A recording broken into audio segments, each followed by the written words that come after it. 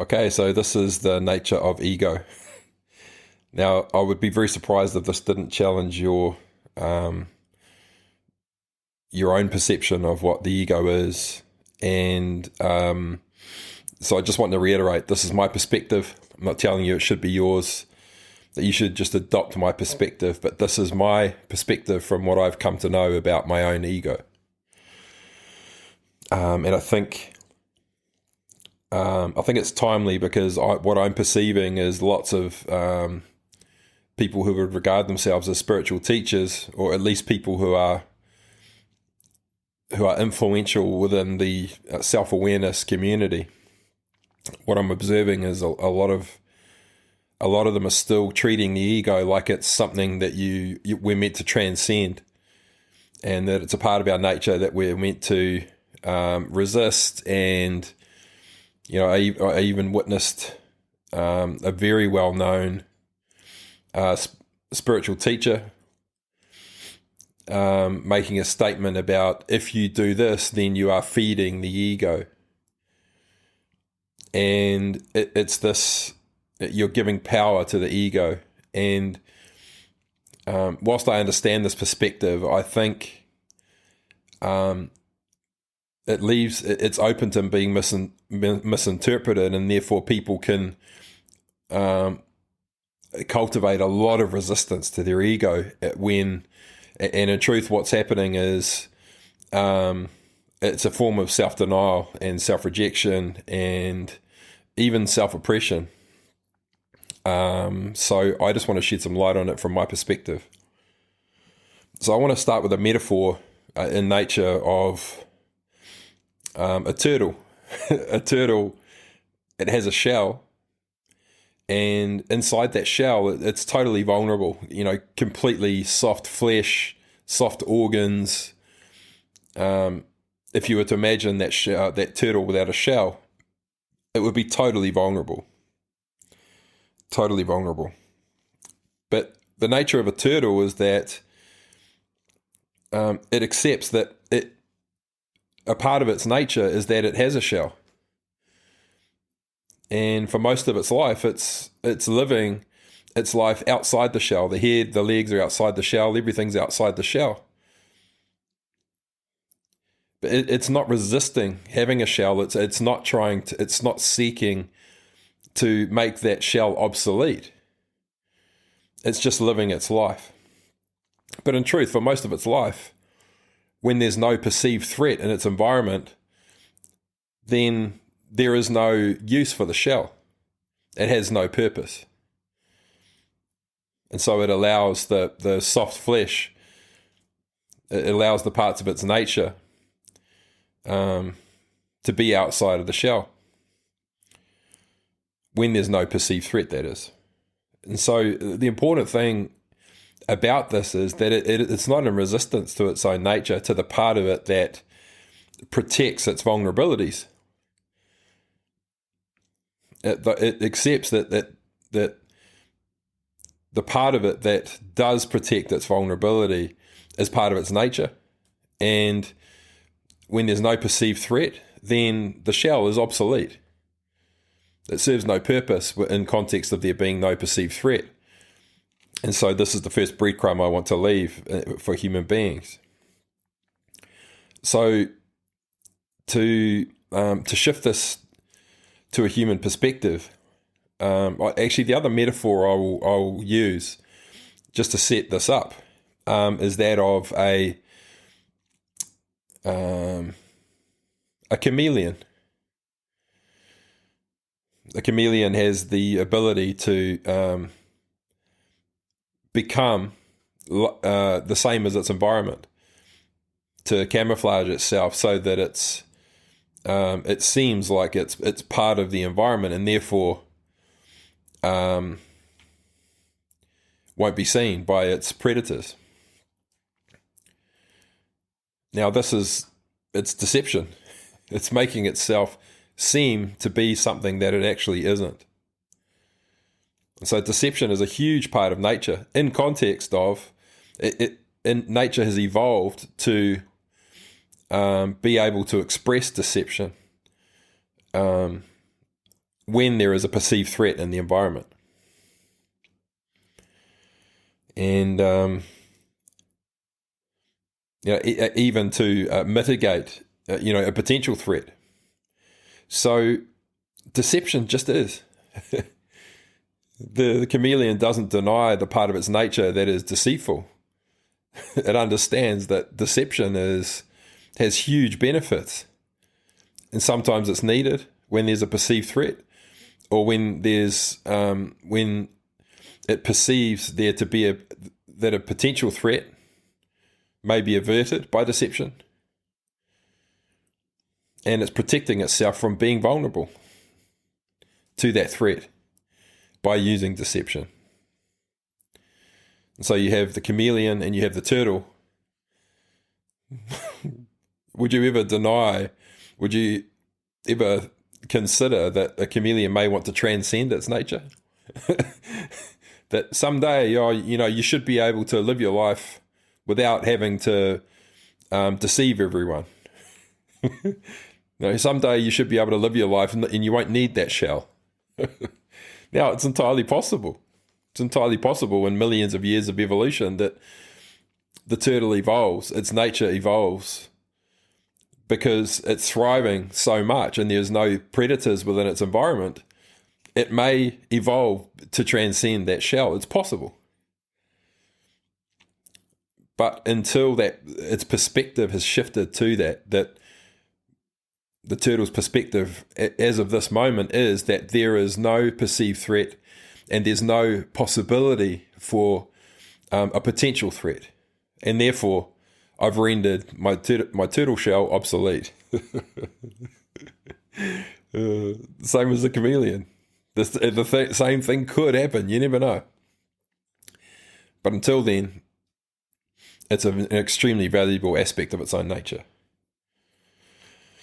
So you probably connected the dots now. It's the same for human beings. Our ability to express, to be deceitful, and also to protect our vulnerabilities. And deception is a classic way that we do that. But the important thing to understand about the nature of a human being is that we're not just one thing. It's the same with every form of life. A lot of us identify as the body. A lot of us identify as the mind. A lot of us identify as the spirit. But the truth is, we are. A lot of us identify purely as the observer, just witnessing itself. But the truth is, we are the first and the third person. We are the observer and the observed. And we're the mind, the body, and the spirit. We are a hybrid of all of those things working together as one, symbiotically. And so the important thing to understand about the ego, about the essence of our spirit. And our spirit is the part of us that exists as pure potential, and its truest essence, its truest nature is that of becoming. Its state is actually of becoming, and it exists as pure potential to become more and more and more, to realize higher and higher potential of what it has, of what it can become. But I'd say pretty much all of you that are listening to this podcast understand the concept of belief and perception, and the limitations of our beliefs, as well as the opportunities of our beliefs. That it's our perception and our perspective of, it's the meaning that we've imbued into what we're experiencing that determines the nature of our reality. Even at a biological level, we understand this now, thanks to the incredible work of people like, Dr. Joe Dispenza, Dr. Bruce Lipton. We understand the nature of biology, that, it's irrefutable that perception changes genes, and that perspective or perception alone is responsible for how our biology evolves. And so perception is everything. So understanding that, we understand that the only way to truly initiate or enable our biology to become more, or to move beyond its current state, is if our perception moves beyond its current state. Anything within the body that we're experiencing is because of a perception we're holding about something within the nature of our environment. But also understanding that the perception of your ancestors, their combined and collective assumptions about the nature of their environment, is passed on genetically, because your genes are holding the current perspective of whichever human being they're a part of. And so if genes are passed on, then those perceptions and perspectives, fears, the whole shooting match is passed on genetically. And so there are experiences that your lineage has had, where you haven't even had that experience in your current life. But your ancestors had a specific perception, or there may be trauma that they had experienced that you could be carrying within your genetic makeup. That can obviously be transcended by you being able to shift your perspective in some way. So we know this, we understand this, and definitely look up Joe Dispenza. If you haven't heard of him, I'd be amazed. Sorry, not Joe Dispenza, Bruce Lipton. Dr. Bruce Lipton, incredible. He's been a huge part of my evolution, and my own journey inward, as have many other people. But based on this topic, he's definitely a guy to explore. If what I'm explaining to you, you're hearing for the first time, but most of you, I'm sure, will have heard of him. So anyway, in that context, the only way to consciously evolve our biology is to consciously shift our perception and our perspective. And the only way to shift our perspective is to understand the nature of our environment now. It's to understand our perspective of our environment now. And the clue is always hiding in the aspects of our life where we're experiencing tension, limitation, stagnation. They always hold the key to where deeper understanding can come. But I'll go into that topic in depth on another podcast. But what I want to share is the nature of the ego in this context. So if your perception and your perspective determines the nature of your biology at a conscious level, the part of you that is consciousness, that is the observer and that is appreciating everything that is being observed. The nature of your entire reality is that it is pretty much a projection of your state of conscious awareness in any given moment. Now, if the nature of your spirit exists as pure potential to become, then the only thing that can limit that potential is perspective. And this is the job of the ego. We think that the ego, what it does is it's us telling lies. We think that, the ego steps in to deceive and to tell lies and to hide the truth and to, being egotistical. We frown upon it. It's such a horrendous thing. But the key to understand the ego and to and to bring it into yourself and to integrate it like it's just a shell, like with the tortoise, is to understand what's actually happening is dissociation.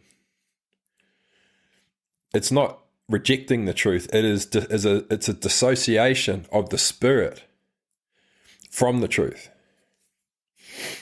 And this is why when we lie and deceive, we often have the experience of humiliation paired with it. Maybe in the moment, or maybe down the track if we're discovered that we told a lie. It's because humiliation literally means that we're disconnected from our essence. And when we're disconnected from our essence, it means that our spirit has been dissociated from the truth of that moment. And it's deliberate. And it's deliberate because consciousness steps in and it dissociates the spirit from the truth of that moment. And it only ever happens when the perceived consequences of the truth of that moment would have a detrimental impact on the potential of the spirit to become and realize more of its latent potential.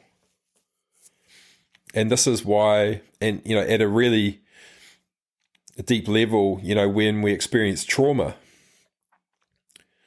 especially a child, because innocence is the most potent perspective in existence.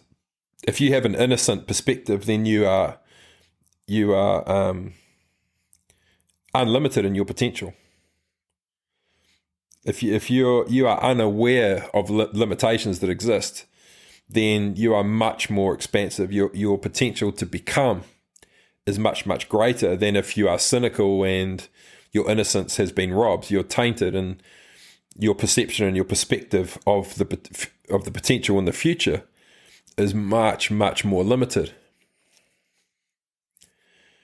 So innocence is the most potent force in existence. It's the closest perspective there is to being able to manifest instantaneously, literally, materializing form from formless energy, because there's no resistance to, there's no perspective tainting the potential of that reality. And so this is the job of the mind. It dissociates the spirit from the potential limiting perspective that would have been entrenched if it had been present to experience that trauma. Let's say if it's a child and it's some form of emotional or verbal or physical abuse, then the ego, it's just the mind stepping in to dissociate the spirit and replace it with an artificial aspect of its essence. So whatever aspect of the essence of the spirit would have been present, then there's a fake version of it put in its place in order to seem like it's authentic. But in truth, the spirit is not present in that moment. And so it does not adopt the perception and the perspective. It does not experience the consequences of the truth of that moment. And so the ego it's a superhero. It protects the innocent. It's literally protecting the innocent. And what I mean by that is it's protecting the innocence of the spirit so that it can continue to become more and more, so that it's not limited by the inevitable cynicism that comes with the truth of that moment, entirely limiting its potential to become more throughout its life. And so as a society, pretty much we look at trauma and we're constantly trying to push ourselves to heal the trauma. And I mean, that is so brutal. We talk about people having baggage. This person's got so much baggage. No, they haven't. They haven't. If you just allowed your nature to just to be exactly what it is now, if you just accepted the truth that there are many, many experiences you've had in your life where your mind chose to dissociate your spirit from, you just surrender to it, and then you just allow your mind to bring you thoughts, and you receive every thought that you receive. Because what your mind does is it's monitoring your evolution. It knows exactly the moment that you're ready to accept the truth of an experience you've had without it limiting your potential. And so you can trust that if you begin to get a negative thought about a trauma, an experience you had as a child, you can just accept that the moment you start to get that negative thought, your mind is saying, you're ready. Your mind is saying you're ready. And your mind knows. Your mind knows your potential. It can see your potential. It can read your potential. Because it comes from a much higher perspective. It's the part of you that, your higher mind is the part of you that all human beings share. And so it can see your highest potential. It can see much higher potential for you than you can see yourself from your lower mind. And so you just trust. I'm getting a negative thought. It was about an event that I had when I was 4 years old where I almost drowned. And you can trust that you're ready to give that thought your unconditional presence. You allow it to become more. You just observe it. You witness it. You watch it till it becomes a vision. And then an emotion may be evoked. You give that your unconditional presence. You just allow it to become more and more and more. You're noticing that you felt powerless. You're noticing that you felt insignificant. You felt like you had been abandoned. You're noticing that there was nothing in your control whatsoever. And you just surrender to it. You feel the feelings of being insignificant. You feel the feelings of having no control, of being totally powerless. And then you notice a moment where you actually surrendered to death. You allowed the inevitability of your death, of that drowning, and you surrendered to that, and you felt that. You feel the letting go. And then you see the moment where a hand came down into the water and pulled you out of the water. And you were redeemed. And you recognized that the moment you gave up the struggle, the moment you stopped resisting, the moment you realized that you couldn't resist your inevitable death, you were reborn, you were resurrected. So that's a breadcrumb for another episode, but understand all I'm really trying to demonstrate here is that you can entirely trust your higher mind. You can trust every single thought that you're getting, and know that every negative thought you're receiving holds the potential for you to reconcile an experience you had in your life that you were dissociated from by your ego. And this also includes lives and experiences that you won't recognize, because your mind may observe that you're ready to reconcile the trauma that is still within your DNA, within your genes, from 10 generations ago, and you can't even recognize it. for some reason you're getting a vision, you don't recognize the people in it, but it feels familiar. Just surrender to it. Just surrender to it. Just experience it it's like you're an actor in a story. Just surrender to it. Allow it. Allow the emotions to be evoked. Claim the truth of it. The I am of it. I am insignificant. I am powerless. I am unwanted. However dark the emotion is, you're ready to claim the truth of it. And like how I demonstrated in that trauma about the drowning, there's always a hidden gem within there where you discover more of your latent power, more of your latent potential. Like the metaphor of the drowning, you have a deeper realization that, when we let go of resisting death,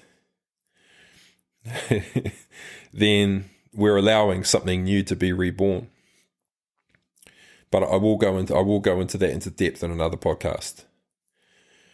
Our greatest light lies within our darkest shadows, and so every negative thought you receive is actually holding the brightest light. But even a lot of the most advanced and evolved spiritual teachers on the planet are still trying to teach us to resist our ego and to transcend it, and not to give it power, and like it's the enemy. It's one of the most powerful aspects of your entire nature, and one of the most beneficial when you allow yourself to work with it symbiotically, understanding what it has the power to do. Its nature is to protect the innocence of your spirit. You can't stop it. If it believes that the consequences of you accepting the truth, or even expressing your truth in the moment, could have a detrimental consequence to your future capability and capacity to thrive, it'll just dissociate you. You can't stop it. It'll dissociate you, and when you are mature enough, it'll bring you a thought that will bring you back into the memory where you can reclaim the truth of that moment, because you're mature enough to accept it without it impacting your potential to thrive, and there'll be a huge chunk of your power available to you in that moment that you can reclaim. So never, ever, ever speak down to your ego or look at it like it's the enemy, or like you're in some fight against it. It's your nature. The only reason you don't trust it is because its tool is deception. Just like the chameleon. Its tool is protection. Just like the tortoiseshell. And we think that because it uses deception that it can't be trusted. But no, deception is a totally valid aspect of nature. If someone's lying to you, they're not feeling safe. And if someone's being aggressive, and if someone attacks you, it's because they're really not feeling safe. And they're trying to make damn sure you don't come any closer. Understand this. Understand. People are attacking because they're feeling very unsafe. And I don't know if any of you have ever met people that don't like it when you look them in the eye. I used to live in a neighborhood where, when I was growing up, and, there were lots of, silly little teenage gangs and things like that. But, you'd be walking down I remember I was sitting in a bus stop once and a car drove past. And there were all these guys, quite rough and ready looking guys in this car, and they wound down the window and yelled something out. And I made eye contact with one of them and said, "Sorry, what was that?" I just didn't hear what he said. I thought he was asking for directions or something. And they turned around the corner and all jumped out of the car and, jumped us because I looked the guy in the eye. They don't want you to see their pain. They don't want you to see how much pain they're in, to see how vulnerable and powerless they really feel. And as an act of self-mercy, They see you as a potential source of their pain, as someone who can expose and reveal those vulnerabilities. And so as an act of self-mercy, they're seeking to destroy the perceived source of their suffering. No one is inherently evil or destructive.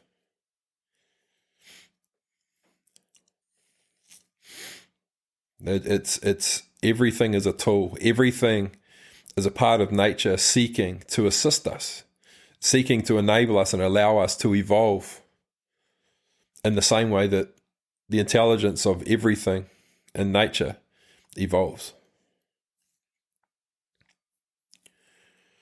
So, I'm just going to leave it there, actually, that this is my perspective of the nature of the ego. And, I think what I'll do is there's quite a few points in this podcast that I'd like to explore and expand upon. So I'll do that in future podcasts. So that's it for now. This has been the nature of the ego, and I'll catch you soon. Cheers for now.